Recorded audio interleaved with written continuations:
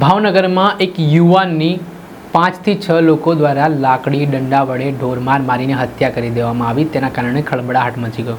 આ મામલાના સંદર્ભમાં પોલીસે જે ખુલાસા કર્યા છે અને પીડિત પરિવારનું જે કહેવું છે તેમાં અલગ અલગ મત સામે આવી રહ્યા છે, જેને લઈને અનેક તર્ક વિતર્ક સર્જાય છે. ત્યારે શું ઘટના હતી, કેમ યુવાનની હત્યા કરવામાં આવી, વિગતે વાત કરી. શું તમારી કારમાં માઇલેજ અને પિકઅપની તકલીફ પડી રહી છે? તમે ફોરમેનનો સંપર્ક કરો છો તો ફોરમેન તમને કહી રહ્યો છે કે એન્જિન ખોલવું પડશે, તો તમે ચિંતા ના કરતા. આજે જ અમદાવાદના વેદાંત રેસિડેન્સી જે એસપી રિંગ રોડ વસ્ત્રાલ ખાતે પરફેક્ટ એન્જિન ડેટોક્સનો આજે જ સંપર્ક કરો. જી હા, અહીંયા ટ્રક, રિક્ષા, કાર સહિત મોટરસાઇકલની જે સર્વિસ છે તે કરી દેવામાં આવશે.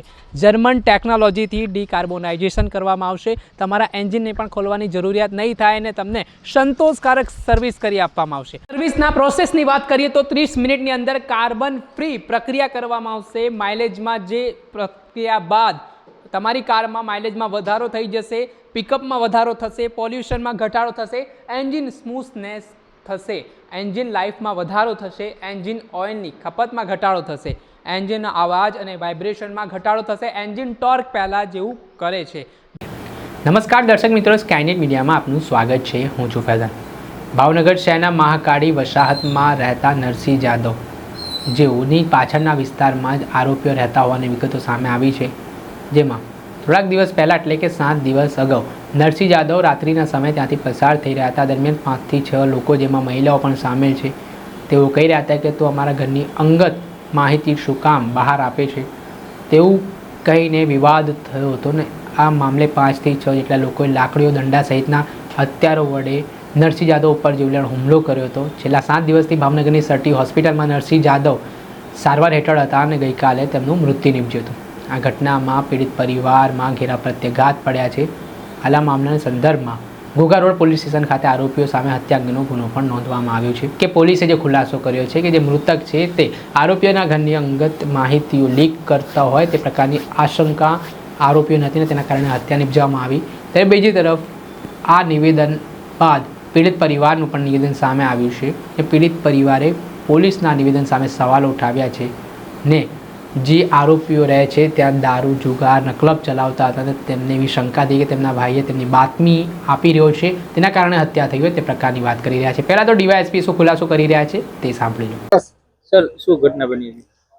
ઘોઘા રોડ પોલીસ સ્ટેશનમાં આવેલ રૂવાપરી એરિયાના મહાકાળી વસાહતમાં આગજનીનો બનાવ બનેલ, જેની હકીકત એવી છે કે ગઈ 6 તારીખે આ કામે જે ફરિયાદી જે છે તેની ફરિયાદ હકીકત એવી હતી કે તેના બનેવી નરસિંહભાઈને આ કામે જે આરોપીઓ જે છે સુનિલ અને બીજા તેના 3 ભાઈઓ અને 2 તેની વાઈફ, બંને ભાઈની, આમ કરીને 6 આરોપીઓ એકસમ થઈ અને નરસિંહભાઈને માથાના ભાગે ઈજા કરેલી અને નરસિંહભાઈ સર્ટી હોસ્પિટલમાં દાખલ થયેલા અને આજે સાંજના સમયે તેનું મૃત્યુ નિપજ્યું હોય તેની દાજ રાખી ફરિયાદી પક્ષવાળા જે ઈસમો જે છે તે એકસમ થઈ અને એક્ટિવા તથા બીજા વાહનોમાં આવી અને આરોપી સુનિલ અને બીજા જે છે તેના ભાઈઓ એના મકાનને આગજની કરેલી છે.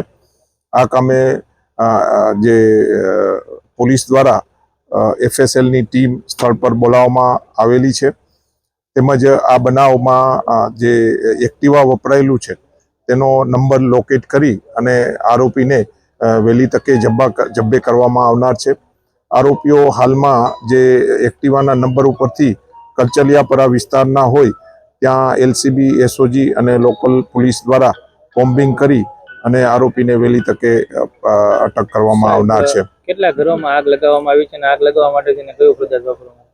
આ જે છે આરોપીના અત્યારે આરોપી જેલમાં હોય, આરોપીના ઘરે કોઈ બી ઈસમ હતા નહીં અને મકાન બંધ હતા. તો જે 3 મકાનને જે છે એ આરોપીના 3 મકાનને આગજનીનો બનાવમાં લીધેલા છે અને હાલમાં જે કોણસા જ્વલનશીલ પદાર્થ આમાં ઉપયોગ કર્યો છે તેના માટે FSLની ટીમ બોલાવવામાં આવેલી છે. મારામારી થવાનું કારણ શું? મારામારીમાં જે આ નરસિંહભાઈ જે છે તે આ જે વિસ્તારની જે ગલી જે છે તેની પાછળની જ ગલીમાં રહે છે આરોપી સુનિલ અને તેના ભાઈ અજયને એના કહેવાનું હતું કે તમે અવારનવાર અમારી જે છે એ વોચ રાખો છો અને જુદી જુદી અમે જે કરીએ છીએ તેની માહિતી બીજાને આપો છો, એનું મન દુઃખ રાખી તેને માથાના ભાગે ધારિયા જેવા તીક્ષ્ણ હથિયારથી ઈજા કરેલી હતી. આપણે સાંભળ્યા હતા ભાવનગરના ડીવાયએસપી તેમના મામલે જે માહિતી આપી, ત્યારબાદ પીડિત પરિવારનું શું નિવેદન સામે આવ્યું તે પણ સાંભળીએ. ભરતભાઈ પુરુષોત્તમભાઈ જાદવ. ભરતભાઈ અત્યારે શું બનાવ બન્યો છે? અત્યારે બનાવ બન્યો એવો છે, જુગારમાં મારો ભાઈ રમવાઈ ગયો અને પછી એ લોકોએ પૂરીને માર્યો. અચ્છા, કોના ઘરે જુગાર રમવા ગયા હતા? સાગરભાઈના ઘરે જુગાર ચાલુ હોય છે.